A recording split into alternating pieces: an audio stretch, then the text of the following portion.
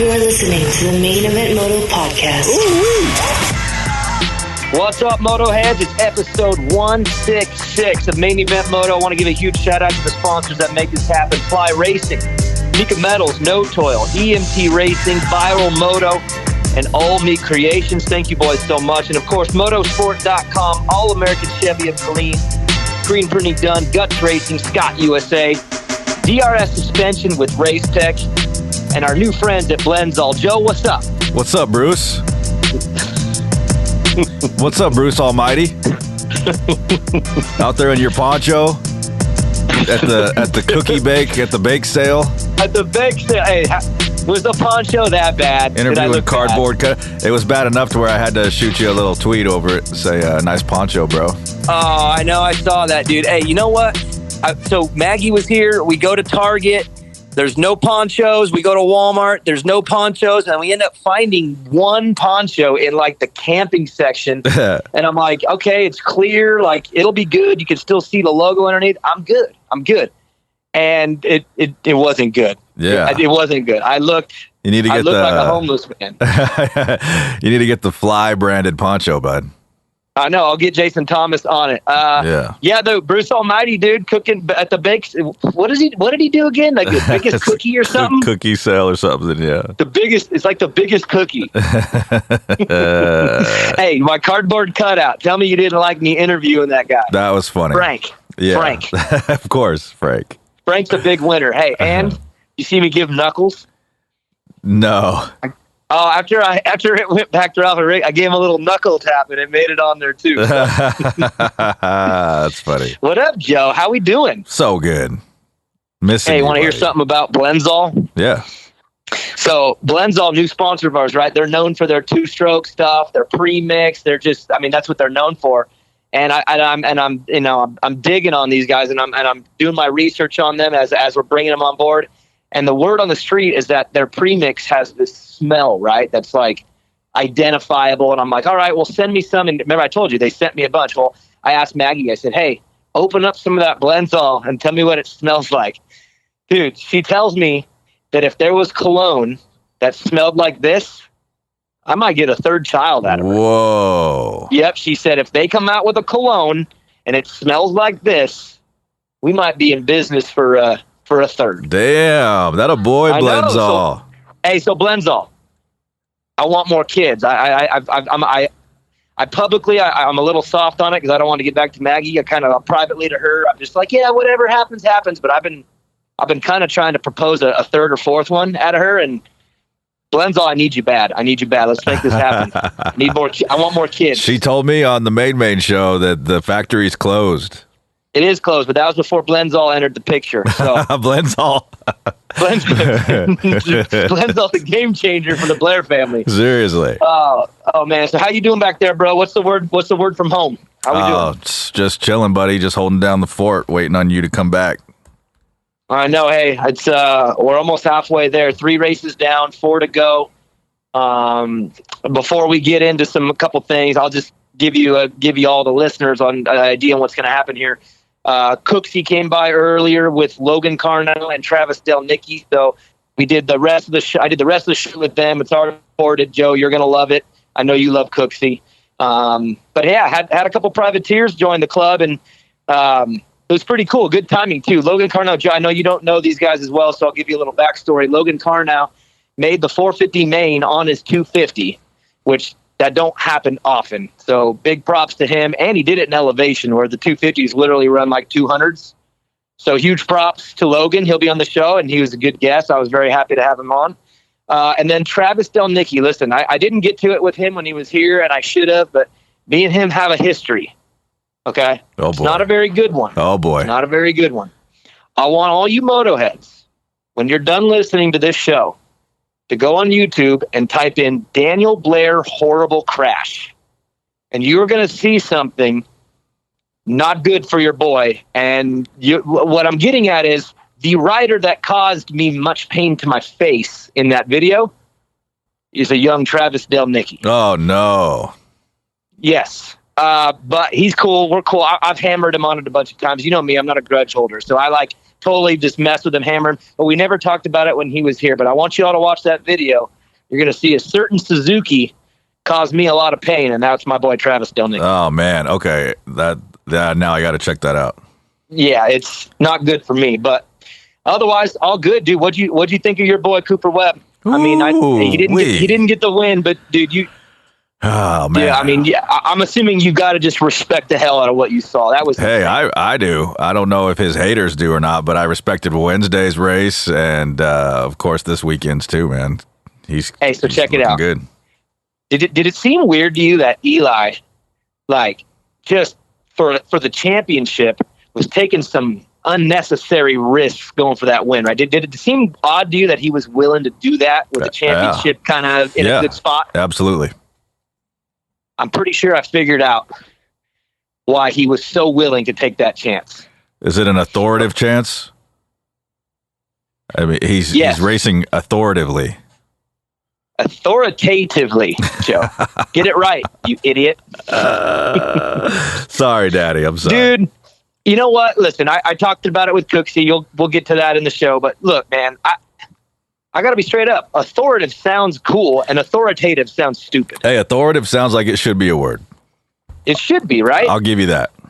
All right. Well, good. At least you're being nicer about it, because I'm getting destroyed by my own friends. My Instagram friends have been giving it to me for about 24 hours now. And guys, I'll be honest with you. You all know when I make a mistake, I own up to it. Oops, I didn't mean to say that. I know the real word, whatever.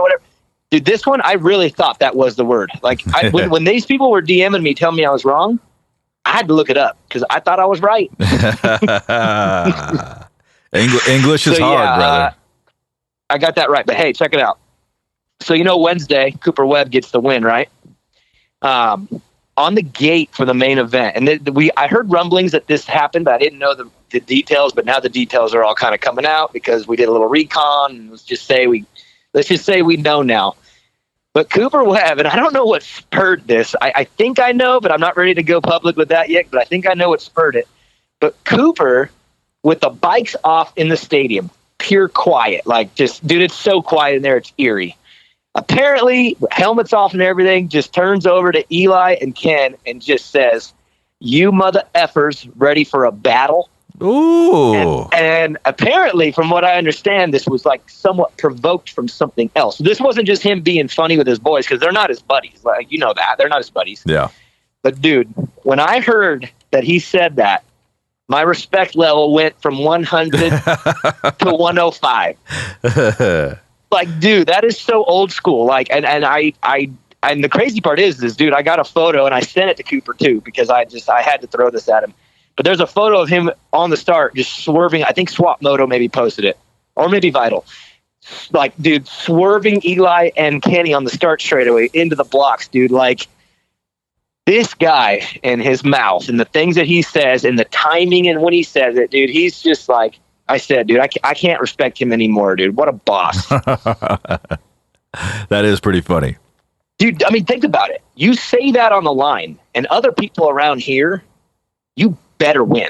Like, you better win that race. You know what I'm saying? Yeah, for sure. Did. And he did. And I think that's why Eli on this one was like, look, I know the title's at stake here, but the number one got the better of me Wednesday night after spitting a little at me on the starting line. I beat him to no way letting him win again. And dude, I got to give Eli I'm mad respect. Like, what an insane main event from him. Definitely. What'd you think, dude? Did you think Coop was going to get it? Oh, dude, I thought so. I thought for sure he was going to pull out some sort of maneuver there at the end, those last couple turns. And then, of course, your boy getting in the way on that last turn didn't help, but whatever. Your boy. We cool. You're biggity boy. Hobo Nick's boy, dude. Hobo Nick's boy. Man. Hobo loves him some Tyler Bowers. Joe, how we doing though, man? Like, seriously, we're halfway through this thing. It's still cool, but it's tough. I'm ready to get home, but at the same time, the racing's been pretty cool. Even with the weather, it somehow survived. It was a great night. But yeah, I am ready. I'm ready to get home, bro. Like, I'm ready to get back into our routine. and see your face. I miss your face. You too, baby. You didn't even see my face, bro. I know. You only see half my face. Yeah. All right, brother. Well, it was a good interview with Cooksey, Delnicki, and Logan Karnow. All right, brother. Well, good show. Well, we'll talk in a week. And again, I'm trying to get Dave Janolfi on here, but dude, he's a frustrating character. Let's just put it that way. Man, that dolphin's hard to catch. Yeah, he's hard to catch, that slippery dolphin. But anyways, all right, brother. Sounds good. I'll talk to you in a week. All right, buddy. Main event moto. There's a reason I run DRS suspension and Race Tech hard parts with Mika Metals chains, bars, and sprockets on Evans 65. First off, DRS suspension settings work everywhere. I haven't changed a clicker since I put them on. Maybe it's the internals from Race Tech that give it that extra something. American-made products with a 100% guarantee. You don't see that every day. Yeah, the DRS Race Tech combo works for me. And what can I say about Mika? First off, they've been with us since the beginning. The quality of their bars is top of the line, and Mika is the only chain and sprocket combo I run. Motoheads, get with the program. It's DRS suspension, Race Tech, Mika Metals. Say it again. It's DRS suspension, Race Tech, Mika Metals. Is that good, Joe? Yeah. I love when NorCal companies take the world by storm. Guts racing seat covers and no-toil filters are made right here at home, but their products travel the country and world on some of the baddest dudes' bikes in pro racing. Who runs Guts? Too many factory teams to list, Joe. Who runs No Toil? Well, it's the only filter Chad Reed will run. Guts and No Toil make only the best. So visit gutsracing.com and notoil.com and step up your game, Motoheads. Main Event Moto Podcast. And we are back, and it is more of a full house than I thought it was going to be. I thought it was going to be just Chris Cooksey, but he brought some riders with him. Dude, I couldn't help it. I was wrenching for Delnicki. He's a badass. We had a great time. Karnow, it was one of the most... I haven't seen this much emotion from a racer in a long time. He pulled in after making the main, in the 450 main on a 250, pulled his helmet off, and there was genuine tears of joy. Did you cry, Logan? 100%. Full tears? Like a baby? Like, just let it rip? I know the whole... Well, there was probably 12 people in the stands, but I know they heard it. All the team managers that were in the stands heard you bawling down on the floor. 100%. Well, congrats, first off. Making a 450 main. And it's funny because I've had people hit me up in the past, because in 2009, I was riding a 250 in the 450 class, prepping for the East. And I made a main, but I made it on my 450. And people, they've mixed that story up so many times. They're like, Daniel's made it on a 250. I never did. I was on my 450 when I made it. It just, the weeks overlapped. But you really did it. You joined a very, very small club of people who have made a 450 main on a 250. So we'll start with a congrats. I see you're tearing up Cooksey. He's going to cry. He's going to cry again. It was amazing. I'm sorry. This is everything that's good about the sport, right? What we saw, I was just like, damn, that's awesome. I was so pumped for him. And I just wanted to get Travis in there so bad. All right, well, Logan, we'll start with you then. How did it happen? Like, I mean, just walk me through, and I know a little bit, but just walk me through, especially the last lap or two. Yeah, the day started out pretty good. I qualified 24th, I think. I'm from Ohio, so I've ridden a lot of mud in my life. Mm-hmm. Were you wanting it a little bit? Yeah. Were you like, let it rain? Yeah, before the main event, I was like, yeah, let it rain. But yeah, I qualified good, and then I saw the lineup for the heat race, and I was like, if I can kind of ride around where I qualified, and I know a couple guys will have a couple issues, dude, I was like, this is possible. I've made 3 450 mains in my career, and every time I did, I looked on the gate or on the list, and I'm like, this could be the one. Yeah. Because you're looking at the list of riders, and you know how it is in qualifying. You're what'd you say, you're 24th? Mm-hmm. So you're thinking, okay, I'm the 12th guy in this heat race. But then you kind of look in front, and you're like, who's in front of me that either A, has a history of maybe some issues, or B, maybe was a little faster than their norm? Can I get to that 9 spot? And I've done the exact same thing. So, okay, so you're looking at the list. It's looking like a good possibility, right? Yeah. I mean, there was 8 or 9 factory guys, but it's mud. Yeah. It's Salt Lake. This whole environment, things can happen, and things have been happening. For whatever reason, the 450 heats and LCQs have been out of control too. So you're probably looking at it going, if I can get myself close enough in the right spot, this could be the one. And yeah, it happened. I was pretty aggressive in the first turn. Obviously, I didn't get a great start. It's hard to get a good start on 250 with these guys, especially at elevation. But yeah, I kind of was just aggressive on the first lap. Kind of weaseled my way into like 11th, I think. Norn had a mistake. And then Brees was in front of me for the whole race. I knew he's kind of been struggling with altitude a little bit, so I tried everything I could to stay as close as I could to him. I was just kind of hoping, unfortunately for him, but hoping that maybe he's going to either run out or just maybe, you know how it is. The last lap, you're kind of all of a sudden you go into panic mode because you're 8th or 9th. You don't really look around till the very end, right? So you're hoping that maybe he starts looking around, makes a mistake in the ruts because he's curious if he's in 9th or 8th or 10th or whatever. Yep, and I kind of drove the whole race I was close, probably 2 seconds behind him for most of the race.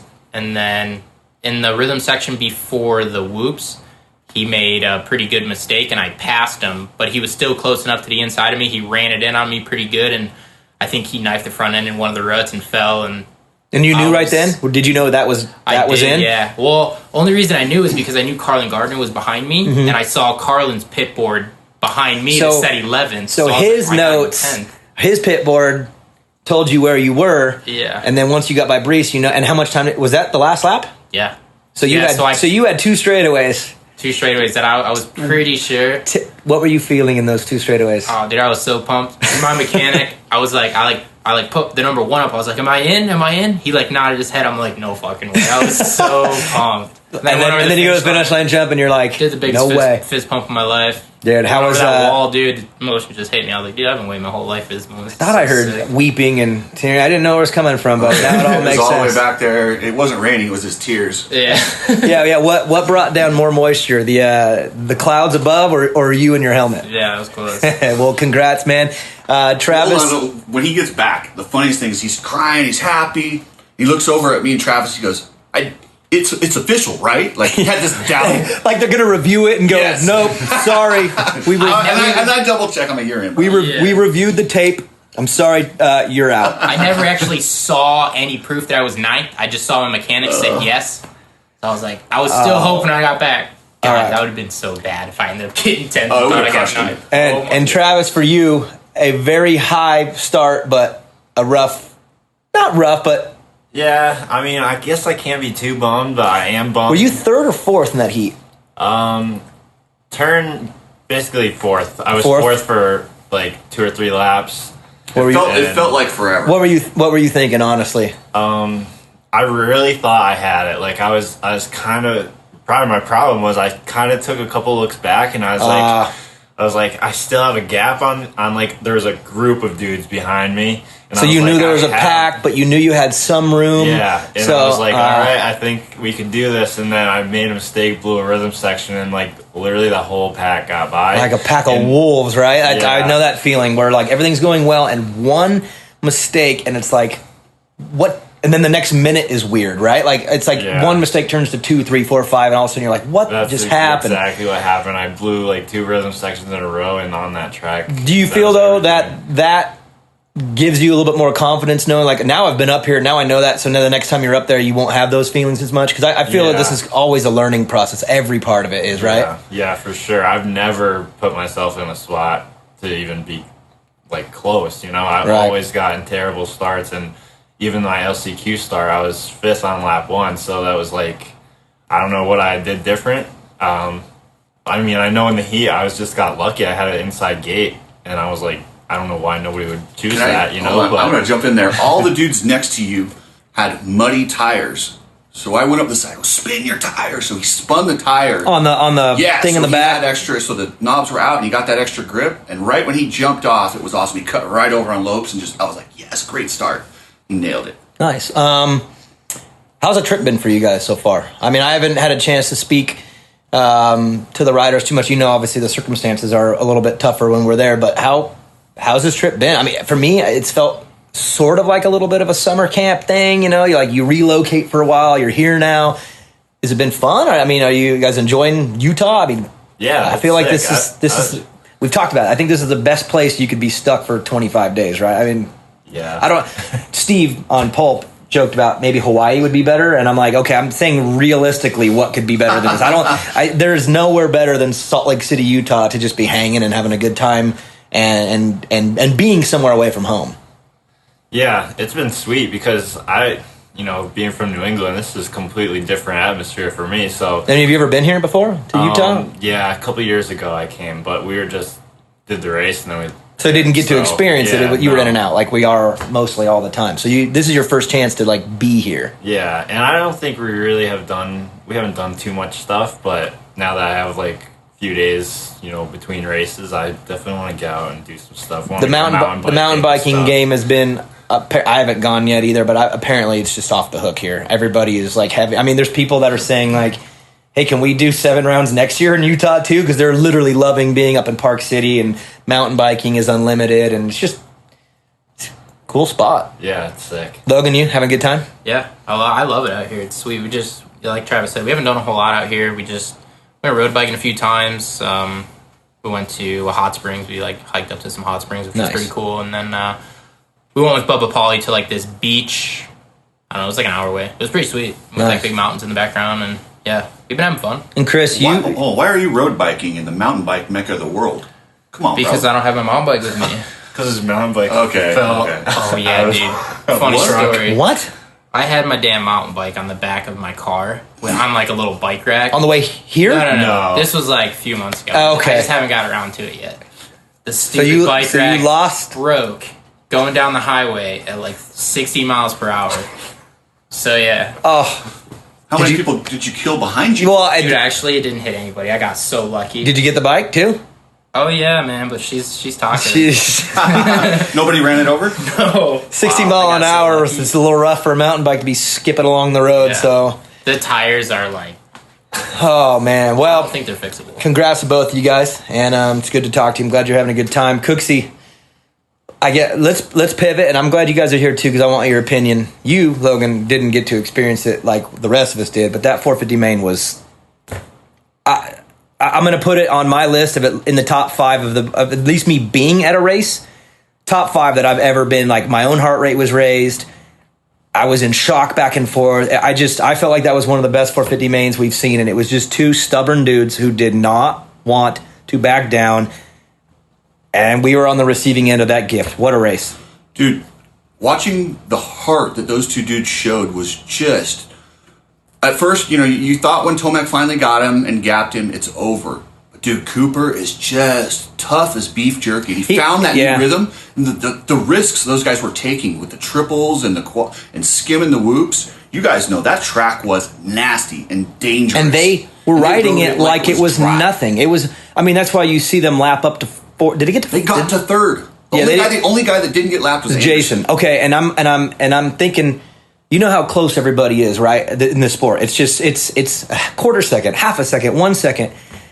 This reminded me of Eli at Hangtown that year, where he was like 8 seconds a lap faster than Dungey or something like that. It was like they were riding the track like it was a video game, and everyone else was riding it like it really was what it was. And for whatever reason, and Cooper, when he first pulled the trigger on that rhythm section to kind of do what Eli was doing, he must went over the bars. Like he bounced it, dude nosed it, and then came around the next lap, didn't care, and then all of a sudden he's tripling out of the inside because he just decided that was okay. It almost looked like he went there to block him and didn't have the line and just said, screw it. No, that's what he did do. He went in there and he was too late to make the move, and he was like, I'm not losing this much ground. I'm going to seat bounce it. He kind of loops.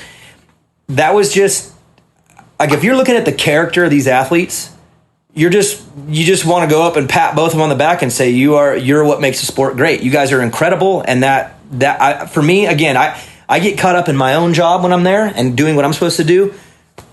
I was just caught up in them. I was just blown away, and I didn't want it to end. I was like, just let him go for another hour. Like, let him, because neither one's going to back off. Like, let him just go forever. This is the Ollie Frazier of motocross, Supercross. You have to have another guy pushing you. You cannot get to that level without somebody else pushing you. And both dudes, even after like each other or not, I guarantee they both have respect for each other. They did, and you know how Cooper is as far as hard ass. Yeah, and he does not like to lose, whatever. And you could even tell in the press conference interview, whatever. He wanted to win. Duh, he's Cooper. He doesn't like to lose, but you could tell like he was pumped to be a part of that. Even like you said, the Bailey Johnson battle. Yeah. Even the guy who didn't win that battle kind of won that battle because you were part of something special. You raised the level of what is in everyone. Everyone feels it. Yeah, it's just something special. It was. I did say, hold on, with about 5 minutes left when he pulled that 3-3 and caught Tomac and passed him, I was like, it's too soon. Tomac's going to see that. And I was like, oh, boy. And I think I've even yelled at Travis, it's too soon. Yeah, and Cooper, because Cooper's so good late. And in fact, that's the first time he's ever lost. I was going to say, this might be the first time ever that he got out-dueled in a race, because he is always the best guy in the last 3 minutes, no matter what. And this was the first time when he did. And again, I wouldn't call it out-duel. So it was more of a, he out-muscled him. He didn't trick him. He didn't slide in there and pass in the last turn. He straight beat him, but it was just a battle. It was something a little different. It was good. And you know what I thought the cool part is, too? Because you look back at some of these big battles, and lappers obviously played a part in this thing. And sometimes you get done with the race, and you're just like, man, that guy got screwed by that lapper. They both got screwed like 30 times each. So it wasn't like one of those things where you can go, well, Eli got lucky because Cooper got screwed by a lap. They both were dealing with it back and forth. And even Cooper mentioned, like, I can't sit here and say that's what cost me, because it costed him just as many times. That's why I feel like it was a fair fight, a good fight, a clean fight to the checkered, and you can't make excuses for Cooper. And it was incredible, and I felt like it was even. All the lappers tried to get out of the way, but they were coming up on him so fast. It was like A riders with B riders, and there was just nothing they could do. And there's only a couple lines out there, and Logan could probably speak. I know you were trying to get out of the way, but even a couple times. Sometimes it's hard to get out of the way, right? Yeah, there was only like one or two main lines. So like to get out of the main line, like on the side of the track, it was still so soft, and the pockets were so harsh. Like you had to stay kind of in the main line, or you were gonna fall. It's like the track shrunk to the middle, right? And even and I couldn't believe Eli and Cooper in the whoops blitzing from left to right through them. And we got to give Cooper some credit right now. What has always been somewhat of a weakness. He was killing those whoops, dude. I mean, to blow by Eli in them. Jeez. I mean, I have so much. I already respect these two guys, but after watching that, I just want to shake their hand and be like, dude, you guys are great. We admire what you just did. We had a hilarious moment. We get back to the pits, and he pulls in, and Travis looks at Logan and goes, dude, they lapped you every 4 laps. Logan looks at him like, that's what you got out of that? I just made my first 450 main, and I come back. And Travis is like, dude, you got lapped 6 times. I'm like, fuck you, Travis. It's like, hey, to be fair, Ken Roxon got lapped twice. And let's pivot to that. You know what the race reminded me of? Very similar conditions was RC and Chad 05 San Diego. It was identical. They lapped up to 3rd place. Wow. Yeah. And that's right. They just dueled the whole race. It reminded me just same like kind of situation where the track was sloppy but good enough to, and that's what made that track gnarly. That was not a mudder. That was a normal race with mud-ish around it. You know what I mean? It was almost, I think for some riders, it might even have been worse because it was just good enough to where you had to do everything. And for me, I was always better if it was so muddy that it was just survive. I couldn't stand when a track was still raceable. And that one was. You guys were still doing things and battling and racing in conditions where you don't know what the next 10 feet is going to be like. That, to me, that was like the hardest conditions you could ever be in, is when you have a muddy surface that has turned somewhat good enough, and now you guys are racing on it. Yeah, that's about the sketchiest conditions, like especially practice where it was muddy, but like some guys were still hitting the finish, and like, yeah, it was just sketchy. Pivot to Roxon again, and I'm going to put up a little bit of a disclaimer because he's gone public with the fact that he's feeling some effects of some issues, and I don't feel like it'd be fair of me to debate that with him. I just got to say that it's just horrible for him. It's a bad look. I don't think he's happy. I don't think Honda's happy. I can't get inside their truck to really understand what's going on. But Cooksey, it's just not. I mean, I came here with the idea that this is going to be a battle between them two to the final one, and Eli's got a 26-point lead. Oh, he's going to clinch it around early. I know he is, and that's the thing is that, and I mean, Cooper's going to get Kenny now. He's 6 points out of second, and I can't explain it all the way without knowing more of what's going on, but it just from the outside looking in, it's a rough look. And I'm with you. It's so hard. I so wanted to go over to that rig and ask questions and find out, but you can't. I mean, we're lucky to be racing, and nobody wants to push that, so everybody's abiding by the guidelines. But yeah, it's tough. And you're not going to get an answer anyway, a straight answer if you even did ask. No, you can get enough information, you can kind of figure out what's going on. I have an issue though. Everyone I've talked to, I'm not an altitude expert, but when you have altitude sickness or you're dealing with altitude issues, where you sleep, you usually want to add oxygen. You want to sleep at a lower level and race at a higher level. Why are they staying in Park City? It's 2,500 feet higher, and it looks like both him and Brayton are struggling. Who signed off on that one? I don't know because I'm not an expert on that either. I'll tell you my experience on elevation. Every time I'm in it, I can't breathe. Just straight up, but that's usually because I'm not in very good shape, so it doesn't matter anyway. I can't breathe at sea level really either, but when I get to elevation, it's exposed. And that's the thing is you look at Ken Roxon, you look at his body, and you know how much he works. He's in shape. So what is actually happening here? Is it an elevation thing? Is there some respiratory stuff that is outside of being here? Because there's no way it makes sense to me that at 8 minutes he drops like he did. I mean, he's Ken Roxon. I mean, and in fact, we haven't even done a show since the last Wednesday one. That one's more surprising than this one because, dude, he was blitzing the whoops and looked like a freak of nature. He had the speed to go to the front. For 8 minutes, and then all of a sudden the wall hits. And that's why, for me, I can't come down on him too hard because I know what it's like to hit a wall in altitude and you don't get your breath back. It's gone. It is gone, and it takes about an hour back of the truck before you can breathe again. So I'm just saying, it's like a lot of eyeballs. Everyone in the sport, we're all watching this. We came here looking for this one-on-one duel, and it's over. The one-on-one duel is over. Now it's just these guys hoping that Eli gets a flat tire or something or his clutch burns out because, honestly, Eli is not going to give this up on his own.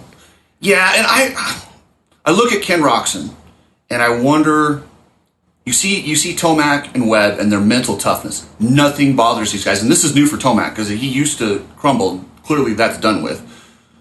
It's almost like they own Roxon. You can just kind of feel it. He just is almost surrendered. Whatever's going on, I don't even know if he'll be able to get it back for next year. This might be it. It's one of those times where it just looks like it might have done him in. Well, and that's the thing is if it's a physical thing you can work through, then you can work through it. But if the physical thing then crushes you mentally too, that's the part that I'm worried about. Because physically, I think he's got enough people around him to get him right, but can you mentally recover from this? Because it's been a bad. Each one's gotten a little worse, and it's like, I mean, how do you survive this? How are the next four gonna go? Travis, what do you think he's broken mentally? I think it's getting to that point. It's just very bizarre because we didn't see this coming at all before the break. We didn't see any. No, you see him at Daytona, and that's a gnarly track, and he's grinding and fighting late to the checkered, and then you're thinking the break gives him some more time. Again, I came here thinking we were about to see a duel of the ages, and we did in this individual main between those two. But I thought Kenny and Eli were going to come here and battle it out for 7 weeks. And Eli, remember in the beginning of the year, I thought he was so did I. So remember Eli at the beginning of the year they were one-upping each other each week. Like, you go to round 2 in St. Louis, Roxon just slaps him. Then you go to round 3 at Anaheim, Eli slaps him. Then you go to Glendale. It's just, they kept one-upping. So I'm thinking we're going to get 7 races of just this one-up thing, and it's going to come down. And Eli, he's going to be strong in this situation, and he's been. I just didn't think Ken would wither like this so quickly. And again, I can't speak on behalf of him physically what's going on, but hold on, it's over. You said we knew Eli was going to be strong. I didn't. When he had that first main, when he fell back and Webb passed him and he started falling back, I go, here we go. I did too. I go, this is it. This is what we're going to see. And it reminded me changed, though. God, where did he do about that? 17 other times that he's done Dallas last year, where he washed out and then he got up and then just all of a sudden, like Brayton and Wilson, they're all blowing by him, and it's like I thought the same thing was happening. I did too. But Eli proved right there that that's not him anymore, and he's different. And I mean, it's like I think for the story, you want to keep referencing the past because he has this past of crumbling. The dude, I mean, he just proved it in that main event last night. He proved that guy's gone. He is what he's been doing in outdoors for how many years now? He's brought it indoors now, and it's. So you called his alter ego Levi. So Levi has left the building. Levi was not allowed in the state of Utah for these races. Levi didn't. No, he's not here. It's just Eli, and Eli's taking care of business. He's stuck in China somewhere. Yeah, he wasn't allowed in the building. Let's just put it that way. He might have died of COVID. I don't know. Yeah, Levi's gone, and Eli is figured it out. But again, with Roxon, I feel bad for him because as much as we're confused, I think he's confused too. And got to remember, he's living through this more than we are. We're watching it, he's living it, and I'm just blown away though. I'm caught off guard because weird is, I mean, wasn't he was really good at the first race, wasn't he? He was, and he definitely, remember, he had the big almost crash, and he kind of, but he got third, and he was right there. He faded a little bit, but nothing nothing you didn't think he could come back from. Right, because at that first one, Webb stayed right there in Eli's shadow, and then Kenny stayed right in his shadow. So what it looked like is that, okay, he got beat today, but he's all right. And then since then, that's all changed. And, I mean, it's over, in my opinion. That championship's over. Yes. Unless something from outside takes Eli down.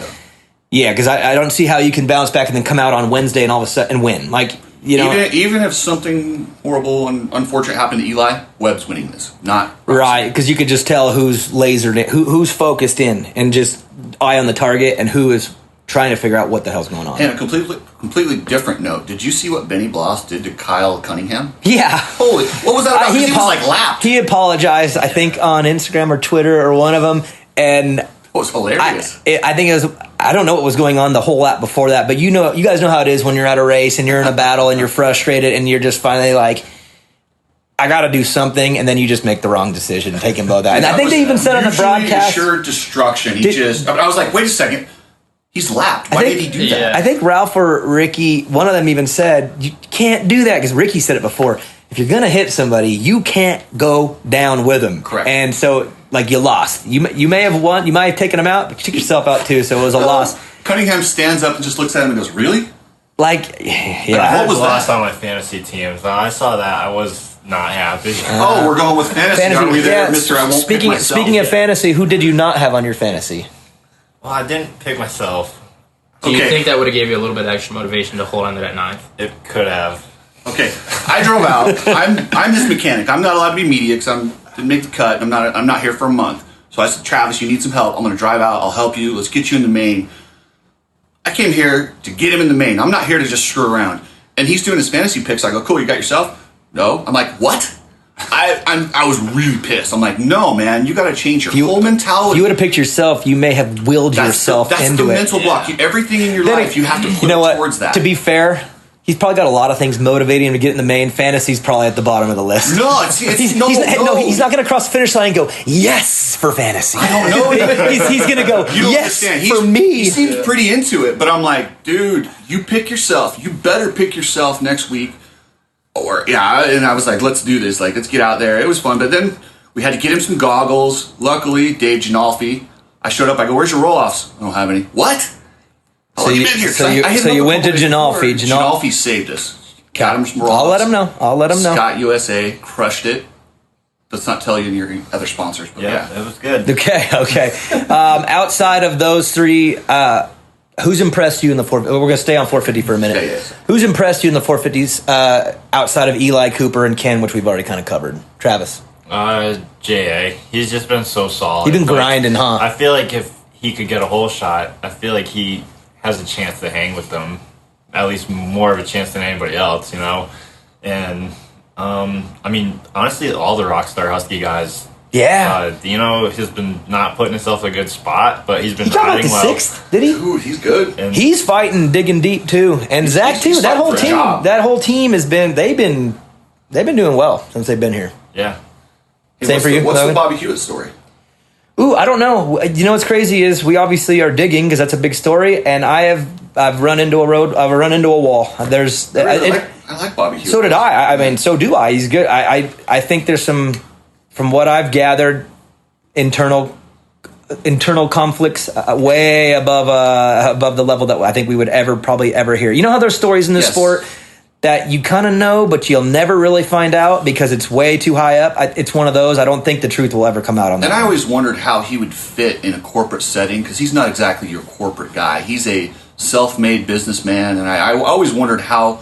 If he could, be a company man a little bit. And I would imagine, I'm guessing, pure speculation, but I'm guessing that's probably what happened. Probably, but then I'm confused by that too because you're talking resume. It's like that team has put out 3 titles with Zach. Jason got a title.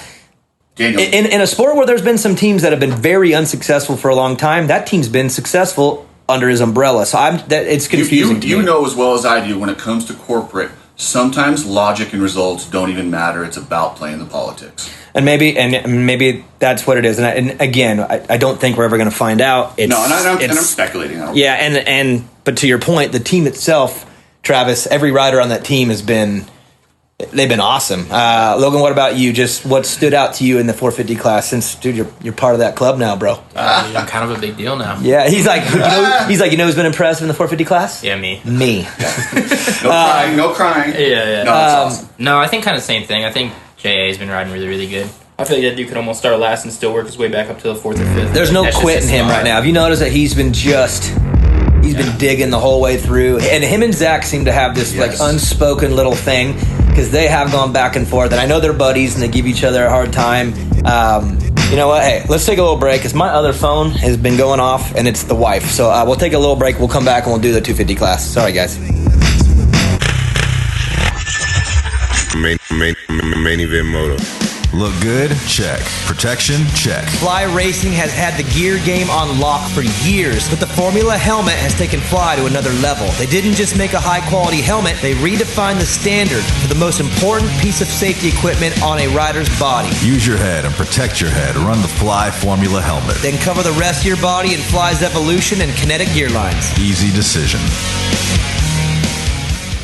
If you're a true Motohead, then motosport.com is your only choice when it comes to OEM or aftermarket parts for your bike. And when it comes to servicing your bike or giving it the punch you need to perform, it's EMT Racing. With motosport.com, you can get everything you need for your bike with great pricing and ridiculous speed on shipping. And with EMT, it's simple. Take your bike to the experts. 2020 is the year EMT takes over the performance world. If you don't know, now you know. Your Bat Bros choose motosport.com and EMT Racing, and you should too. Motoheads, do you want to stand out on and off the track? Make sure to check out Viral Moto for your jersey lettering and apparel needs. That's viralmoto.com. Because having a blank jersey is about as bad as Vincent's golf game. And when it's time to get a screen printing project done for your business or personal use, you have one choice. It's screenprintingdone.com. Neil is the man. You know those Main Event Moto sweatshirts you're wearing? Yeah, Neil at Screen Printing Done did those. You know that sick new Viral Moto shirt you're wearing? Yeah, Neil did those too. We like to look good. That's why we choose Viral Moto and ScreenPrintingDone.com. All American Chevrolet in Killeen, Texas is a proud supporter of Main Event Moto and invites all the Moto heads to experience the difference for all of your Chevy sales and service needs. Mention Main Event Moto and get 50% off your next oil change and a front-end alignment at no charge. Remember, whether you're hauling your bikes to the weekend track, trail, or race, or commuting to the job that pays for your moto habit, we have the truck to get you there in style. Visit us online anytime at ChevyKilleen.com. That's all American Chevrolet of Killeen. Chevy, find new roads. Main Event Moto Podcast.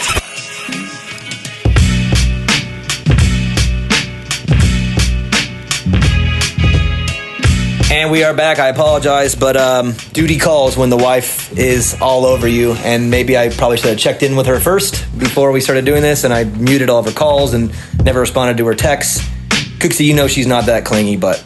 No, not at all. In fact, I kind of blame you. You say some stuff that leaves her on edge and then just shut everything off. I would call too, bro. Well, be doing a safety check on you. All right, well, we're all good there. We fixed that. I'm noticing your Fly shirt, though. I'm wearing mine, too. And I just got to say right now, Cooksey, I have gone into investigative journalistic mode, something like whatever, however you word that. And let's just say that JT has, I've seen the new Fly gear through a covert, sneaky operation of mine, like looking at his stuff when he's not there, but whatever. The new Fly gear, I don't even know how they keep doing it. I was going to say the same thing. It's like they're on a roll. Like, it's been good. I think this next run is it's my favorite. And I'm not just saying that because Fly's a sponsor. I'm a Fly guy. I love Fly. I feel like the 2020 summer /21, whatever you call this, they knocked it out of the park, man. Dude, when I saw the gear, I was just... Last year, it was good, but it was like, how many times can you just completely... They did it. This is like one of those jumps that they had back in the day. I cannot wait to sell it. The motorcycle industry right now thinks this COVID. I don't know why, but okay. Before we get back to racing stuff, you work for WPS, so you're at the dealers. Is it going as crazy in your area as it is everywhere that I know? Because I have relationships with Motorsport Hillsboro up in Oregon, dealership Stockton Power Sports in my area, and they said it is chaos in a good way. Like it's like they've never seen it before. We have needed this for the motorsports industry so bad. It sucks that it took a world pandemic to get it. Right. They've got kids riding bikes. Kids don't want to do the iPads as much because they had to do school on them, so it's kind of not as fun. It like ruined the whole So thing now, for my kids too, because they had to do all their they had to do all their school stuff to end the year. So they definitely don't like their iPads as much as they did, say, early in the year, where they were like, "Can I get on my iPad?" Now it's like, get that thing out of here, because whenever I open it up, it's my teacher yelling at me about stuff that I don't want to be doing. Yeah, and then these families that were going to dinner and the movies, they're not doing that. They have this money, so they're getting campers, they're getting stuff. This isn't going to stop right when this is over. These people are finding and re-enjoying that outdoor lifestyle, and I could not be happier. I love it. I know that the NorCal tracks, that we circulate at home, they've been off the hook. Everybody's riding, everybody's into it. You see online too these races that are happening where they're having 1,200 entry. It seems that the participation side of the sport right now is just erupting. And again, back to the dealerships, when it comes to keeping things in stock, everything from bikes to hard parts to gear, the shelves are being cleared right now. People are just they're on it. We have, like, at Western Power Sports, we're one of the best distributors, if not the. I believe we're the best, but I'm obviously partial. Can I tell you something that I heard? What? From someone not part of Western, who may be part of a competitor, that said Western is just slapping everybody right now. We are, and we're doing our best, and we're not even able to keep up with it, but we're trying so hard. So bear with us, people. We couldn't have imagined we were going to sell a year's worth of stuff in 2 months, but we're doing everything. And our owner, Craig, dude, I love that guy. He'll just step up. Dude. Whatever it takes to step up, he'll just do it. You know what? You know what's good, and this is why Western is killing it too, is that dude is core. So yes, he's a businessman. You're not going to be successful if you're not one. But that dude is core to this sport, and he is core to participation. He loves his people, dude. He does. Genuinely gives it. He cares about all of us. Yeah, I on the participation side, it's insane to see what's happening right now. And you go to these dealerships, and you're just like, "Where's your inventory?" And they're like, "It's on order. Like, it's gone." We are trying to ship it out, and we're doing everything within our power, but we're busting our asses. All right. I guess we were kind of ending off there on the Rockstar Husky guys, and with you guys, they're impressive. I think Malcolm's been impressive, kind of under the radar. He's had a lot of weird things happen, but if you talk about just the way he's been riding, the dude's been impressive. He got that heat race win, which he never got before. He's just had main events where just things keep happening to take away his shot too. So like we were saying about Anderson, you guys, he's another one where if he got a good start in the main event and came around in the top 3, I would like to see what happens with that. Yeah. Because it's one thing to push and grind from way back. It's another thing when you're up there. Even Anderson said in the post-race press conference, these guys checked out on me because they got away and he didn't really get to grab hold of them. And I would like to see if he was able to stick around for 10 minutes, then what happens? Because Jason's he hasn't been getting tired, and neither has Malcolm. Malcolm's been strong late. So those are the 2 riders where I would love to see a top 3 start, and I'd like to see him stick around for the first 8 minutes and then see what happens, because they have been on track pretty damn impressive. So 250 class. Let's put the East to bed here for really quickly. It's been Shane versus Chase. I mean, since we've been here, that's been the whole convo, right? Hey, was that the only time you've ever? Because I even asked him about it in the post-race press conference. That's the first time I can ever remember Shane cleaning somebody out. Because I felt like he tried, even though he said he didn't. I felt like he definitely he gave him some love, and I believe it was payback for what he did. Did you see what he did in the qualifier? Yeah, Chase gave him a little nudgy in that right-handed first corner in practice. I did see that, and then Shane commented on the podium with me. It'll take a little bit more to knock me down.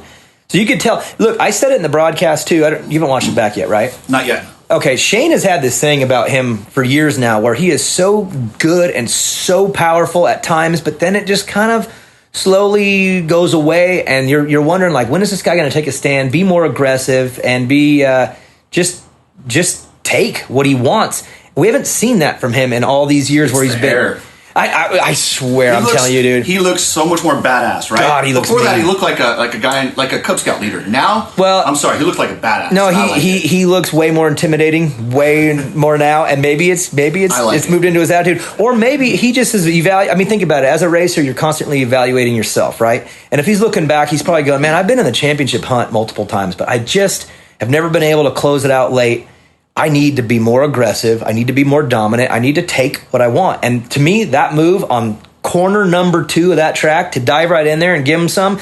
And to your point, Cooksey, he didn't all the way own up to it in the press conference. He kind of even did we hit? That's exactly what I would have said too. I mean, I think it was the correct thing for him to say in the moment with Chase right there on the line with him. But at the same time, he had to have known that there was contact because he met him at the end of the berm, and we've never seen Shane be that way. And honestly, if he wants to win this title, he's going to have to be that way. He's not going to back into this thing. I think he's going to have to fight, and that was the most fight I've seen from him ever, like physical aggression fight on the track. And I guess he's pointed out now, so we know that he's out of the class. It's either championship or bust for him, and I love the way he's been riding since he's been here. And he doesn't have a 450 ride.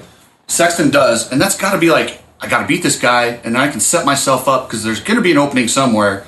But if you don't win that title, how much harder is it going to be for him to get a decent ride? Not only that, but even let's just talk about financial. Like you might be worth double if you're bringing in that number 1 plate because now you're a champion. And so for him, it's one of those things where I think he's good enough to where he's going to have interest no matter what. But man, you have that number 1 plate, and you have more power in the room, and he needs that because he's pointing out, he's on his way out, he's going 450, and he knows that financially there's probably a big difference between whether I win this title or not. Not only short term, but long term as well. And again, for these teams, it's like hiring a guy who completed 3 years of college versus somebody who got their degree. Yeah, and someone who had 4.0 for 3 years but didn't graduate versus the guy who maybe had a 3.0 all the way through but then aced the final exam and got his degree. It's gotta close it out. And you got to remember too, for these sponsors and teams, like they got to go to their sponsors too. And when they go to their sponsors and go, look, we have Shane McElrath, the defending champion, that's a lot easier for them to sell them. We got Shane McElrath, the guy who's really, really good. He's won double-digit Supercross mains at 250, but he didn't win.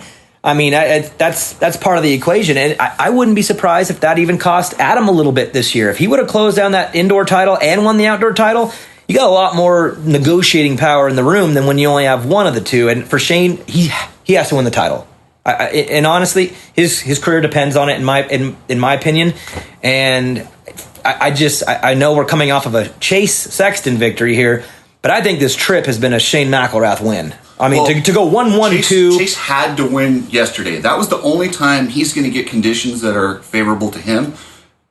McElrath might be the best hard pack rider of this generation. Dude. Like when he went 1-1 last year at the Outdoor National out of nowhere, he's so good, and he owns Utah. And for these next 2 rounds, if he didn't gain points yesterday, it wasn't going to happen. The streak was broken, though. He had 4 wins in one building in a row, and he was tied with Matasevich and Webb for 4. And if he 2 of those weren't even on that star bike. Oh, and I know they were on the last one. So it's proving that, yes, the bike is good, but it's also him. He's very good in elevation. He gets job done. And again, the surface here, you guys know it, when it's not muddy, it's hard out there. Yeah. Like gravelly hard. Yeah. That's not a word, huh? Gravelly. It is now. Yeah, make it. We'll take it. It is. Yeah. Oh, by the way, I know authoritative is not a word now that I've looked it up. But I'm sorry, but authoritative sounds better than authoritative. Yeah, I've been saying authoritative, and better. Yeah, so look, I'm not afraid to admit when I'm wrong. I've been definitely saying the wrong word on the air now for 3 races in a row. But stubbornly, I'm going to say right now, authoritative sounds better. If you say it with confidence, we just believe you. It is a word. Yeah. So, Mike Tyson made up all sorts of words, and I liked them. Hey, I know I have a problem. I make up words, but this one I'm having a hard time with because whoever created the word authoritative blew it. It should be authoritative. It sounds better. Am I wrong? No, you're right. I think I use it as authoritative. Oh, I've said it, and my DMs lit up last night from people that are like, hey, man, big fan. I love what you're doing, but I got to tell you, dude, you've been dropping the wrong word here like 3 shows. You're saying it on TV? Huh? You're saying it on TV? Oh, yeah. It wasn't funny. It wasn't funny before. He thought I was just walking around here in the lobby saying it. No. I'm saying on television, I've been dropping the wrong word. English teachers everywhere are rolling over. Awesome. Yeah, well, and then again, I'll just say that whoever was in charge of creating these words screwed up. Authoritative sounds better. Check out the English language. A lot of it's screwed up. It is. So, but to my point, it is gravelly out there, right? It is. It's gravelous. It is. And it's gravelicious. And Shane is he's been a master in those conditions. Let me ask you guys this, and I know it's hard because you're on the gate with these guys, but who's going to win that title? This is a great boxing match between Chase and Shane, and we got one more of them alone, and then, of course, the showdown. I think that who's going to get it? I think that McGrath has it, honestly, because if it weren't for the restart and that main event played out, even if Sexton gets back to second, if you watch it, it looks like they're both very desperate, obviously, but McGrath's like confident. He's been handling the desperate situation better, right? Yeah, and Sexton, he made a few mistakes. I mean, him almost jumping right on Lopes. What was it you were telling me? Something about blowing it. He's going to blow it. Oh, yeah, and he almost did. He got... I mean, the jumping on the back of Lopes thing, he was 6 inches to the left of it being... of maybe DNFing from a bike break. I mean, he got lucky he didn't break. And did you see how he landed with his body? Like with his leg out? He's lucky he didn't tear an ACL. Something. He landed weird and slid weird. He dodged a bullet on that one big time. Sidetrack. Can you believe Lopes is back after the dislocation? What a badass. No, I that was weird. And they must have got it back in quick, right? Because I've heard with shoulders, if they go out, like you got a window. If you get it back in quick, I heard every minute is worse, right? But still, just like a week later is fine, but 3 days, that's just tough. Yeah, I'll give him credit. Especially in this format, again, where you don't have a whole week to recover, you have 3 days. I was blown away that he was out there. Yeah. Because he walked off on Wednesday night holding that thing and I'm like, man, that sucks for him because he's been good too. Yeah. Yes. I didn't even know he raced, honestly. But then Travis was like, Enzo Lopes got 8th. I was like, wait. He would have done better than he raced if somebody chopped him. Oh. There you go. You got to do what you got to do, right? Yeah. So Travis, you got Shane winning it. Logan? Yeah, probably the same. I feel like the next race, I mean, it's not going to be another mutter. The conditions are not going to be like that. I've looked. I know we're looking good here for a while. Like we got a nice little run of weather, so hopefully we're out of this. But it's Salt Lake, anything can happen. I grew up here, and they say if you don't like the weather, wait an hour. That's true. You know why? Because I was down to start the show yesterday with I had an under sweatshirt, my jacket, and I'm like freezing. And then all of a sudden it was like I'm sweating bullets down here. It is hot. And I was like, man, I got to get all this stuff off and whatever. And then immediately, all of a sudden, I'm like, whoa, it got dark again. And the temperature seemed to drop. Like it felt like 20 degrees. Right before the mains. Right before the main. It wasn't even just the rain that started coming down. It was the temperature. All of a sudden, like my toes are frozen, my hands are frozen, and I was sweating 30 minutes before that. But again, if we get past this and we go back to regular racing, I just feel like Shane has been just so perfect. I agree. Up until running into the back of Cody Schock, which I know lappers are part of the game, but I felt like Shane just misevaluated where he was going to be. It's small mistake. It was a small mistake. It wasn't he didn't blow it as much as it was just a little mistake that ended up being and I'll say this big too, in the moment. Schock looks a little like I don't know. I don't think he knows where he's going some of the time. So it's like it's hard to guess. Yeah, and these guys shake their head. Yes. Yeah, and the dude's got talent. He's fast. You can I'm just saying like when you're lapping a guy that doesn't when he's like that, you can't predict. Yeah, and again, it was early in the race too. Usually you get late into a race, and it was early in that race. I think Shane he just miscalculated again. Small mistake that was big in the moment because it cost him a win and the points lead. But man, flip a coin, but I'm kind of with you guys on Shane. I think in a one-on-one, Shane seems to have his number. The showdown is what's going to be weird because you're going to have another title going on over on that side, and I think that I mean you're talking Dylan and Austin and Justin and like that West Coast group is going to be in the middle of this championship battle. The showdown couldn't be any cooler in my opinion. This might be the best year for it. Can you imagine if Dylan? If it all ends up to where how they finish is how they go with those top four, that could be amazing. Yeah, I think the West coming in right now is great for what we're doing here too because if that's the case, you got to tell NBC to run the 250s last because then just format change. Let's run the showdown as the last race of the year because it's going to be the wildest one. Cooksey, well, who? Oh, Shane. You think so? Yes. Yes. As soon as they moved it here, I was like, well. See, I was all over that before we came over here, and I got a lot of pushback from our listeners saying, like, what is wrong with you guys? Like, they're like, Daniel, what are you talking about? And I'm like, you got to do more math than just somewhere we left off. Like, Shane, he's incredible here. Those Yamahas have more power here. I'm not going to sit here and dodge the facts, which is that Star Bike's probably got 3 or 4 horsepower more than they do here. That's going to play into this thing. It has. The Star guys have whole shot like almost every damn moto. To me, it was just a perfect storm for him. And other than that one little slip up that cost him the win, he's been unstoppable. And I think that when we get back to it, I think he could win the next one. tie it back up, and I bet we go to the showdown tied up between the two. And our buddy Dan Lamb over at Moto Exotics, I bet him when he was down 10 points, and he thought I was crazy. I'm like, dude, he's going to win.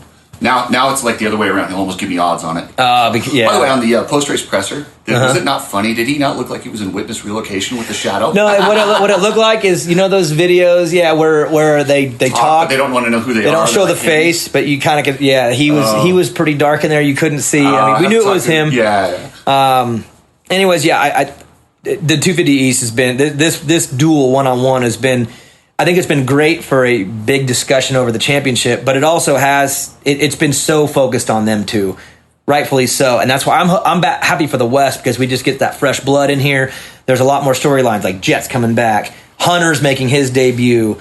And then you got Mosman, McAdoo, and Hartraff, who were all like, had their moments before, like, how are they going to do now? And then, of course, Justin is not that far off of Dylan, and Dylan gets bad starts. And I mean, I just think the West we're coming in with, there's a bunch to talk about on the West. Where the East, I felt like the discussion had turned specifically just to the two, and we kind of lost sight of everything outside of that because. Well, and Faulkner's always exciting too. No matter what, and no matter what, he makes things exciting. So, hey, what do you think about Jeremy Martin doing his thing and admitting that he's just not trying to point out? That's a layered answer. I'll give it to you in layers. Number one, is the rule broken? I think so, 100%. When you have riders that are literally playing a game to stay into a class, I think that proves that the rule is broken. But for Jeremy, he's making the right decision. Oh, I totally agree. And they needed to have that answer ready. And the team and him, I give them credit. Because instead of like, they kind of got forced into that. They did, but whatever. They did the right thing, and they said, look, this is the facts, and this is the facts. And here's why I think I'm okay with it from Jeremy. Dude, he just came back from a dramatic injury that we didn't know he was going to race again. Yeah. He gets back out there. He's been pretty good this year, but with one more year, he could be closer to where he left off when he was stringing 3 wins in a row together. The truth is he believes he can win this title. He knows that this year he's going to point out in a year when he was rebuilding, and he's thinking to himself, there's no way I'm pointing out of this class right now. I'm out, and I'm going to come back next year, and I'll give myself a fair run at it. Now, if he did it again, like for Shane, I was hearing little things like, if it doesn't go good in the first 2, Shane might do it, and I'm like, you can't do that 2 years in a row. No, I'm okay. I'm okay with once, but twice you're really pushing and it. Like again, but then again, if you're asking me, am I going to be unemployed? Am I going to have a job? Yeah, I'll do it. Yeah, exactly. So I agree that Jeremy is doing the best thing for him. I agree that Geico's probably doing the best thing for them. I mean, they're losing Chase Sexton, their championship guy. The last thing you want to lose is another championship guy. But then again, I go back to the rule, and I think the rule's broken because there's other people that are affected by riders not moving out when the time is right. And if you look at his success and his age, it's time for Jeremy to move on. But his situation with the injury, I'll give him a pass. Yeah, the injury kind of almost resets. In my mind, it almost resets his eligibility. It does. And not from a complete mathematical, but hey, it's like one of those things where it's horrible for him on his rebuilding year to just point out when he didn't really get a chance to be 100% him, Like in college football, when they give a guy who got hurt another year, I almost feel like that's kind of what we should do for him. Yeah, I agree. So that's my point on that, but I don't even want to get into a long discussion about that rule, but that rule has changed so many times because they're trying to get it right. And to me, I'll throw it out there. For me, it's a point number. I think it should be 500 points. When you hit 500 in that year, you're out. Yeah, it's simple as that. Maybe by the team coming out and saying it, it'll kind of push them to make a change. Maybe you can make a change when you're more upfront about what you're doing instead of dancing around. Are you really taking advantage of this system? Yeah, and they're like saying, "Yeah, we are. We're literally these are the rules, and we're going to play it the way we want to play it." And maybe that'll push them into saying this ain't right. As a guy who, if he's out, that's one spot that might get you in the main. Does it bother you? No, it doesn't. That doesn't bother me. I don't worry about that. There's always because there's so many guys out there. Yeah. I think where it affects, and this is where it bothers me on a personal level, is that's another spot where Jacob Hayes could have landed, where I feel he deserves to land, and he's not gonna. That's one less possibility for him because now you have someone who is literally raced in that class for so many years and has a lot of success, and he's coming back. So for me, it screws. It's going to screw either Enzo Lopes, Luke Clout, or Jacob Hayes, 3 guys who I think have earned a factory ride, and one of them is going to get screwed by this deal, and that's where it bothers me because you have guys who deserve, and I'm going to use the word strongly, deserve a shot, a real shot, And they might not get it now because of this rule. And so for me personally, that's why I don't like it. But I can't sit here and be a hypocrite and say that I wouldn't do the same if I was Jeremy. And if Jacob was Jeremy, I would say do the same thing. So I can't be a hypocrite on that. A lot of people are saying, "Oh, let's pull it. Let's make it a regular." Because I think you always need it to be an undercard. Like, it doesn't need to have the same clout as a 450. 450 still has to be premier. So you keep it east-west, and I say you just do away with the point-out system. Well, okay, you either do that, or you either need to get more strict, or you need to get more lenient. Because right now it's in this weird little bubble where you can play the game. They're in a gray area. More strict and more where lenient. it's got to go one way or the other. Either you get more strict and you boot these guys out when they hit a number. And for me, if you're going that route, you make it 500 points. When you hit 500, you are in your last season in the class. That's fine. You can't go into your year when you've got 570 sitting in the bank of points. And that's, to me, and that's right around the number, I think, where you've been in there long enough. You've done good enough. Because 500 is a lot. That's a lot of points when you're racing half a season. It'll take you 2 to 3 really, really good years. And by that point, it's probably time for you to graduate into the Premier. The series is you get roughly 100 or so points, right? Mm-hmm. Typically top 4. So you've been top 4. Yeah, you're gonna be right there in the 100 range. When I got 9th in points in 09, and I had 85 points. That's perfect. Then I like the 500. Right. So. Give me 3 or 4 years of that, and you're right on the bubble. And by the 5th year, it's put up or shut up, and that's how I think it should be done. The rules are so complicated that they don't make sense all the way, where I think it should, like you said, either do away with it all the way and let Justin Barsha and the boys back to the 250, because there's a lot of guys that would love to go back. Tickle. I mean, even think about Will Hahn, Brock Tickle, Justin Bogle, Jake Weimer. Those are guys that would have had a longer career if they were able to stay in the 250. They got pushed out because of the rule, and their 450 careers didn't last as long because of it. I mean, Tickle's not, his is different. I was but you know okay what I mean? with Weimer going out. I was okay. Tickle he only had 1 win. Even Bogle. Bogle won the title the year that, Davalos' chain snapped, AC got hurt. So then he got to defend it, and then he had to deal with Marvin, who was incredible. So he didn't really get to win his second season, and then boom, he's out. Where Bogle could have used another year. He honestly could have used another year. In fact, I wonder what his points are. I wouldn't be surprised if he's under 500, and he got out. Yeah, that was rough. So to me, like I said, yes, I agree with what Jeremy is doing for Jeremy. I agree with what Geico is doing for Geico, but I do not agree that this is right. That's where I stand on it, and that's where I stand on it. So with the West coming up, who do you got to win it? You got 3 guys legit. Whoa! Logan raised his hand. Logan Karnow going to win. You got it? I think how far out of you? How far? Faulkner were watching me make that 450 main, and I'm pretty sure they're scared. They should be. And mathematically, are you still capable of winning the championship? Yeah, I think so. It'd be a tall order, but we could do it, right? Yeah, we're gonna need a lot. We're gonna need a lot of help. Couple, I think I should be good. We need a lot of help, but in reality, though, who you got? You got in reality, Dylan. Yeah, sorry. Hey, it's just I know. Fair. It's fair. Travis probably won't pick him in fantasy either. So okay, so you got Dylan with a little gap over Justin, who's got a little gap over Austin. I mean, smart money is Dylan. Dylan's he handles these things very well. But I think it's going to be a little wild ride out. I think Cooper and Faulkner are going to be pretty damn good when they get over here. So my money says Ferrandis. My hope is that it's complicated from here to the end. That's what I want, right? I just don't want the showdown to be a one-coast championship battle. I would love the showdown to have implications on both sides.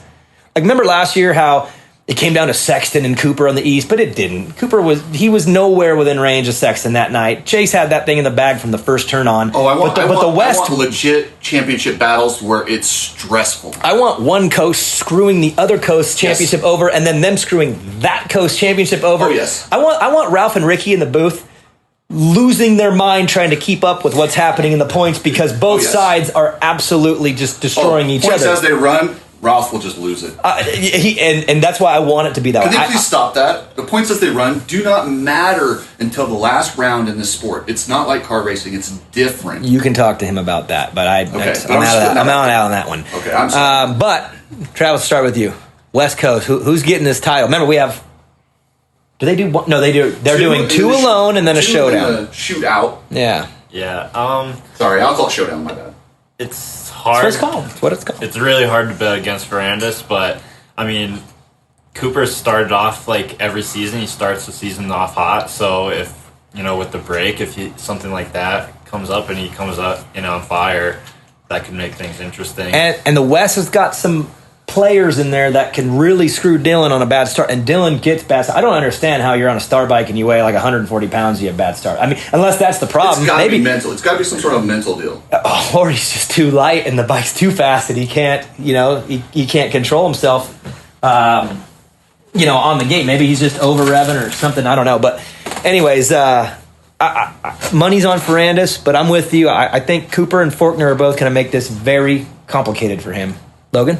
I agree. I think Ferrandis has kind of got it in the bag. I think just every race that we've had in the bag. Wow. That's what I think. I mean, every race he starts behind Faulkner or Cooper, he always beats him. You got to You got to take that into consideration. He's going to have a lot more guys. And the showdown, yeah. So I'm just saying, maybe like, for the next couple West races. Oh yeah. And that's the thing is you 15 plus 1. I know that sounds small. That's a lot of time to make up ground, especially on a track when the lap times have been mid 40s and these guys are doing 20 laps in the 250. Dylan can get these guys over time. He's like Eli in a way where it's like as long as he's on two wheels and he's coming, he won't stop till the end. And it's like it's almost like these guys wish the races could be a little shorter. I mean, how many times this year could Faulkner say, "God, I wish we had 3 minutes. I wish it was a 12 plus 1." Yeah. Because Dylan will wear him down by the end. So to that point, bad start. He still finds a way to get up there, and then last 3 minutes, they just can't handle that guy. But I think even if you shorten the race to 10 minutes, Dylan knows that. He ramps up that intensity in the last couple minutes no matter how... I don't care how long you make the race. It's the last intensity that he ramps it up. It doesn't matter. Okay. And these tracks on that hard pack, those bad starts are going to hurt him. That scares me for him because they're hard to pass. Like Marchbanks had to slam Martin to get by. That first one, yeah. It is harder to pass when it's slick, right? Mm-hmm. Yeah. Especially the way that like this dirt is, all the like little rocks, they form in the middle of the berms, and you can't just like cut up the inside. Yeah, it's like NASCAR when you get the marbles. I even noticed, last night with Cooper, a couple times it looked like he wanted to tee up Eli. Like I was thinking, oh my God, and then you can see the overhead shot. You're like, well, there's not really a line to it because the track doesn't allow it. And to your point, when it's a little pebbly and rocky like that, it's harder to dart straight across and make a move because you kind of got to get into the berm and get into the rut that might be there a little bit. Or an aggressive move is very aggressive on this track. You have to be. Yeah. But at the same time, Cooper and Faulkner are right there in range, and neither one of them don't seem like the kind of guy to like back down. I could see them throwing elbows when they have to because they're right there in the title too. It's right in front of them. When you can go ahead and just give Cooper the whole shot with that bike and his starts, he's just going to be in the front. Yeah, the Nichols and Shane have just, geez Louise, those bikes, man. Do you think Jet will be competitive? That was my next question. Hunter. That's my next question. It's a two-part question.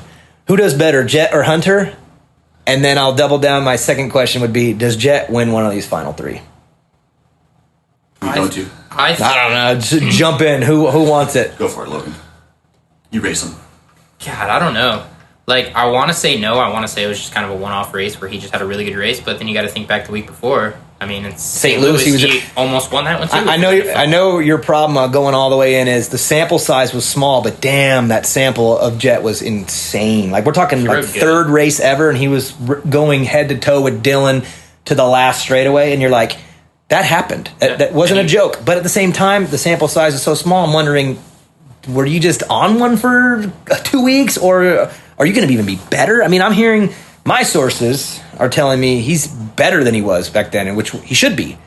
If that's the case, then dude, he should be winning, right? My sources tell me he's hauling ass, and Hunter's better than him on Supercross. I haven't heard that one, but you sure? I haven't. Not from my sources. My sources are very. I'm pretty sure we had a similar source when it comes to those brothers. I have a few sources. My source is telling me that they both look great, but one of them is going to just murder these guys when he gets here. I'm going to go out on a limb and say Hunter is more likely to get a win in these next two. Wow. Than Jet. He's never even raced one yet, dude. He's older. He can ride Supercross. And he's been watching his little brother, and I'm telling you, I just got a feeling. Okay. Logan, does he win one? And I think you're on the same page as me. I think Jet does better than Hunter. Sorry, Cooksey. I'm not with you on this one. I don't think but no win. I don't think so. And younger brothers are always better than older brothers. Except for in the Blair family. Travis? Who does better of the two? I think Jet's got him. Just a little bit of experience, and there's so many question marks with Hunter. He's been out for a long, long time. And I don't think he's going to get a win. Fence rider. And part two, does he get a win? No. I think that the 3 going for the title, it just to that point where you're just going to raise the intensity. Well, look, I'm a huge Lawrence brother fan. I love these guys, and I think Jet honestly is the future of the sport. I think he is a future 450 Supercross champ. He's got talent more than he even knows. I don't think he even knows what he has yet. He's so not like with it all the way. He's just such a goofy kid. I don't think he realizes how good he is. But I think in this runoff, in this scenario, with where he's at, I don't think he gets a win. I could see a podium or 2. I could see some fun stuff. I don't know if he's going to be able to beat those 3 all. You know what I mean? Yeah. And I don't think McAdoo will win, but he's going to make some noise. He's finally healthy. Did anyone put more work in the break than McAdoo? I've been watching his Instagram. That dude's must have. I probably watched 5,000 laps on his Instagram. He like never stopped. I don't think there's a tougher human being. That dude raced with lungs that were he did a session with collapsed lungs. Dude, and I've heard about him too that he has this like extreme guilt if he's not just grinding because he feels other people are working harder. He's going to run himself too far. He needs to be able to back. He needs someone in his corner to back him down. And I've heard that even Nick Way has said that's been the challenge, is just letting him know big picture, because that dude, he's one of those ones where if you do 50 laps, he's going to do 51. And you'll never question his work ethic. Chick who is a country singer and is smoke show so hot, it's unbelievable. So it's coming together for good. Cameron. Like Cameron's doing well right now. Life's good for Cameron. And I even saw on one of his Instagrams, or maybe with her, he even threw some shade at her. I'm like, whoa, she's way too hot. You don't. He said Netflix and then tagged her like no boats. He said boats and his chick, like boats and hoes. Oh, yeah, I saw that. And I'm like, wow, like. I don't know if I'd be saying those kind of things if my chick was that hot. But if you have a chick that's that hot, you almost have to be like, whatever. You got to almost like make it feel like it's so good. But he was probably, when he pressed send, he was like, oh man. It's funny to see a Supercross racer and you can call him basement. Oh yeah. You know, Cameron, you're doing well in life, bro, but you're way basement on her. She's, I mean, I think she's a 10 and not only that, I don't know anyone that would say he's a 10. So you're basement, bro. She's singing like the Grand Ole Opry. Like she's legit. She's not just a good-looking girl. No, she's talented too. Yeah. Hang on to that one, bro, if you can. Yeah. So the West is going to be fun, though. What's your guys' plans now? You go back to West, so you're good to go. You're coming off of a 450 main event on your 250. It's like, let's go. Can we get Julian to freshen that thing up for you, though? It should be all right. To begin, it was riding the same bike they rode in the mud, and I'm just like, at least maybe we can throw some clutch. Let's get some stuff. Yeah, new clutch plate and a new chain, dude. Mud does work on the chain. Other than that, we should be good. We got a full motor rebuild like right before we come out here. And Travis, what are you doing now? I'm gonna try to get some practice in. I haven't. You can't go 450. I don't know. Is there? I'm gonna try to put it out there and see if there's an open. I don't know how that all rules with the pre-approved whatever, but is the 450 class still full? There's 39 dudes. I don't know. Okay. Well, I'm sure you could put your name in as an alternate like he did. Yeah, no, I definitely could. Were you an alternate on your way out here? Mm-hmm. Wow. So you come here as an alternate in the class and then put her in the main. Dude, right? Is that not just the best story? Good job, bro. Kind of lucky. The only reason I could you get lucky because you put yourself in the right spot. Not for the main. To be able to race. To be able to race, I was going to say, dude, don't take it away from you. Like, yeah, you're not gonna hey, luck does exist, but that's your hand on the throttle, and you powered your way in there. That's not luck. I've had some success in my career that might have been. I had a little bit of help, but it was still me. I did it. So don't take it away from yourself. Exactly. So for you, if not, let's just say you don't get to be an alternate, whatever. You just stick around. You get some riding in. Yeah, he's gonna prep my goggles for me, and then and do his goggles. Yeah, and then do those Friday night races. Yeah. They canceled the last one because it was 200-mile-an-hour winds over there, something like that, dude. Yeah, I've heard that there's different reasons, but lack of entries. I heard that too. I heard that there was only like 5 people signed up or something like that. Which I don't know. I don't know what. I guess I thought that was going to be out of control. I thought it was going to sign up when I showed up. So it's like. Well, my question is, with the CDC, and you got guys obeying the rules over here and going out there where it's the Wild West, are they going to freak out? Do you really want to risk being the guy that gets all this shut down by doing something stupid? So I wouldn't. I don't know. I didn't even tell you guys. I was like, I don't know. Yeah, I don't know how that all goes to. I don't even know where I stand on that. All I know is that I am grateful to be here. I'm grateful that this is running, and I don't want to mess with this thing. It's like, dude, let's finish this thing out. And I mean, that's like I said, and I am surprised that there is a place 30 miles away that's wanting to have a race. And from what I understand, they got approved for fans too. Like a lot of fans, like 1,500 was the number I heard that they were approved to have out there at this race. And it's like, but I don't think what goes on out there was going to affect here because it's almost like a different county. So who knows? Well, and it's not even that. It's like Supercross is such a big, ginormous event under a microscope. They are running a stricter rule book there, and it's coming from the state because the state wants it, the government wants it, but they are like, look, if we're going to do this, we have to do it so right. And I've even heard like things like the state of Utah is getting ready to turn to green, and from what I understand, that's not going to change us. Like we are finishing this thing out with the rules that are in place. We're doing what we're doing there separately to what's happening down here in downtown or 30 miles away, whatever. So. Like I said, I don't think we could use that race as they're doing it, so why can't we? It's different. This is under the microscope way more than a race half hour away, And Travis has also ventured into media, so he's a media guy a little bit. He has a column on Cooksey Media. Really, your own? He Unfiltered, where he lets it go. So I fully expect some good columns on there. So what are you going to let go on this one? It's in the works, but I don't know exactly. But nice. I'm gonna let people know what it's like here now. I think you should write about a guy on a 250 making a 450 main. I don't know. Yeah, I might mention that, but he's also going to mention that I got lapped 6 times in the main event.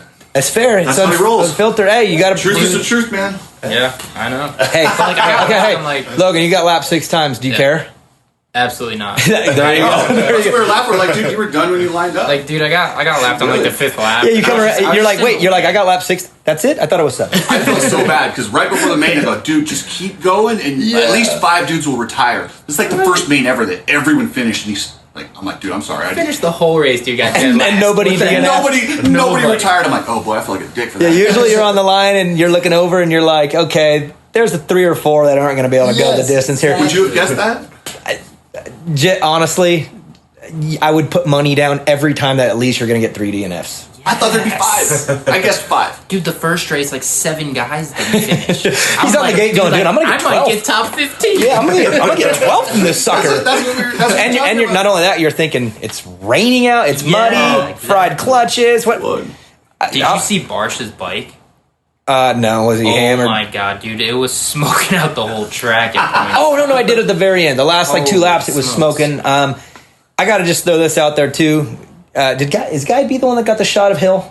Yes, with his head in the water. Okay, Guy B, you couldn't have got the better shot to explain what happened there, because I watched that all happen, and Hill was going through the whoops faster than any human being had done that day, and about halfway through, I'm like, no way he makes it to the end of these things. He's going too fast, and he starts bucking left, and when he flips it over, I'm like, right into the puddle, no doubt. And then I see this photo from the other side, and it's head in the water, body out, and I'm like, that is one of the best photos I've ever seen. Guy B has a talent for that. He gets a lot of those. Does he? There's a lot of really. So he lands the good ones. That was a good one. Wherever Guy B's standing, be careful because most people are likely to flip or something. So. But hold on, one thing. I do want to throw a little quick apology. Was it Hunter Sales that was washing his bike that took your stand? I didn't realize. I thought he hadn't made the main and he stole your stand, so I took it back from him and he was stressed trying to get to the main. I didn't think. So sorry, Hunter. I didn't know you were in the main when I took the stand back for Travis. My bad. Dick move. It was a total dick move. I'm taking blame. I feel bad. I was a little grumpy. I'll tell him he's a buddy of mine. You had stuffed Travis out there and then you took his stand, so I'm like, no, you're not. No, you're not. No, you're not. All right.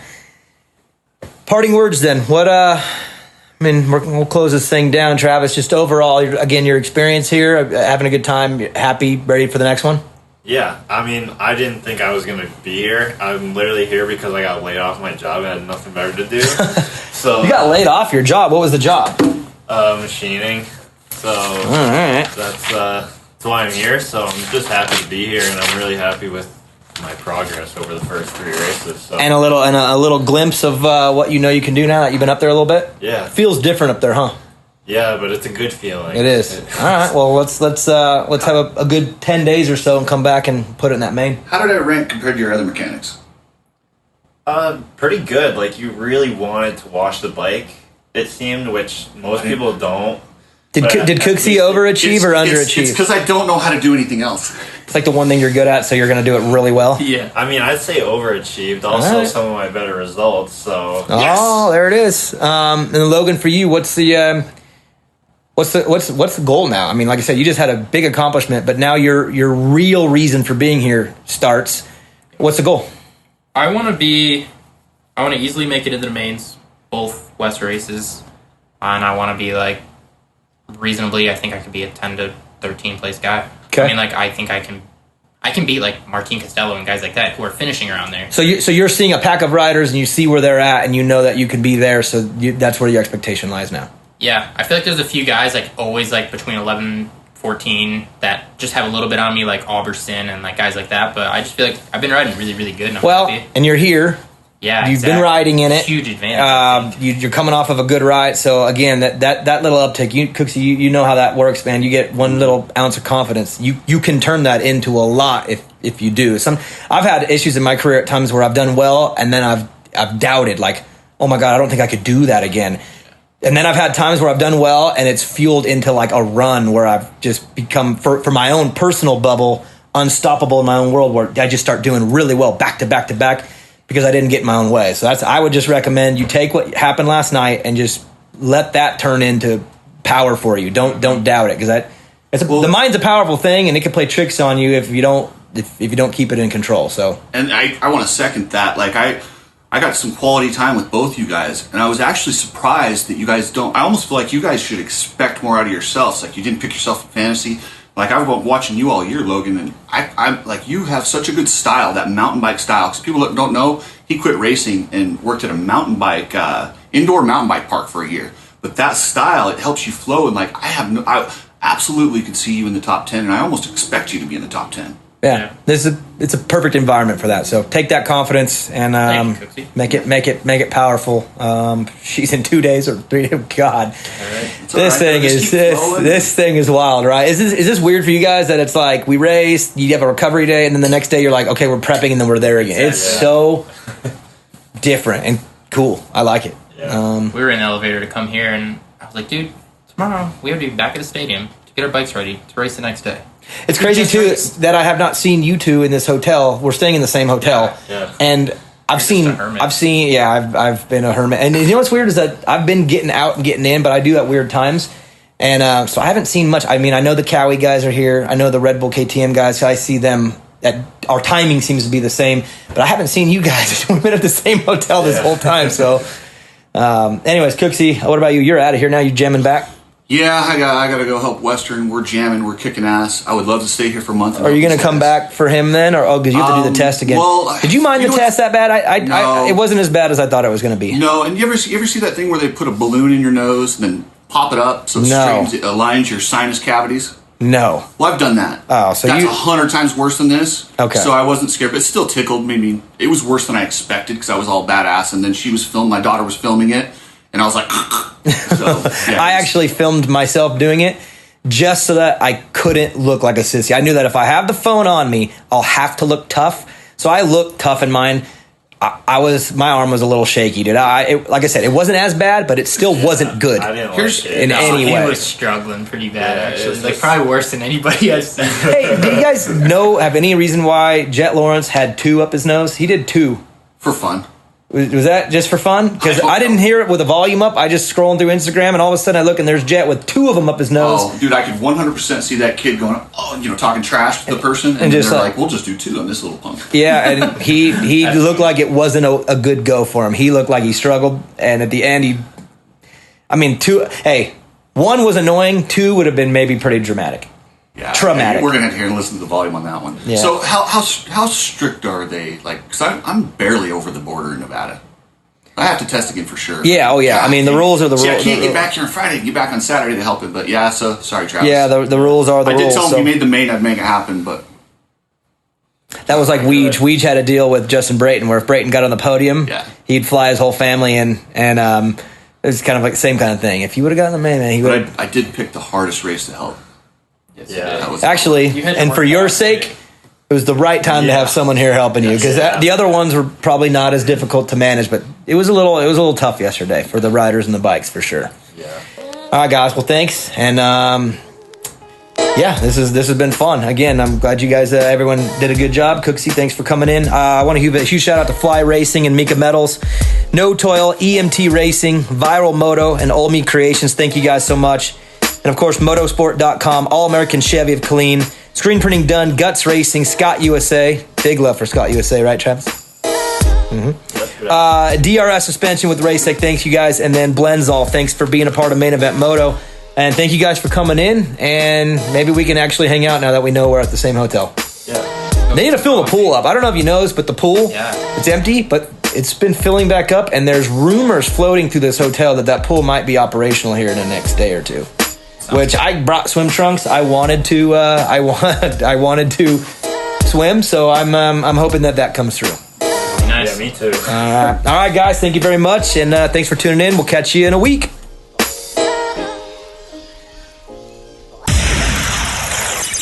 Main Event Moto. Screw it. You know it by now.